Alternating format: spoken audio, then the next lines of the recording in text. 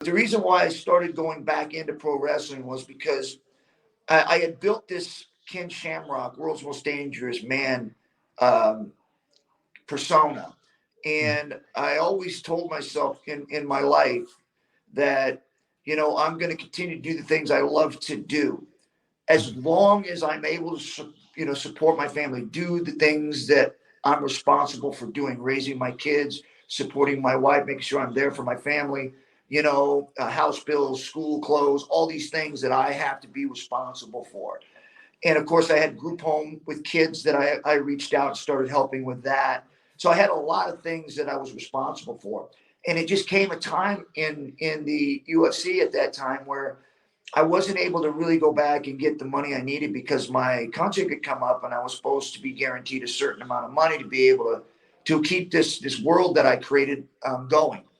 And I just wasn't able to do that. So I had to make a choice on whether or not I was going to keep doing what I love doing, or I was going to go and do the things that I was supporting doing, which was the group home for the kids, six kids there.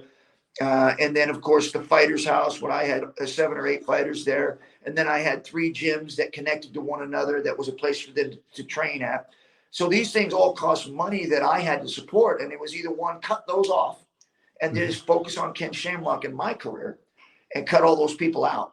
And I felt really bad about doing that. So I chose not to cut those guys' careers off and the boys and send them back to group home. I chose to go another route and possibly get back to what I love doing and find something else that I can make money at to be able to support this world that I had built and not just throw them to the wolves. There was other people that were involved. And I just felt it was unfair for me to go and keep doing that when I had actually promised to support them and train them and do the things I need to do and support the family. Fortunately for me, I chose pro wrestling because I'd done it before a little bit. I just felt like it was a way to go and make money and still be able to do the things that I know how to do in an entertainment value.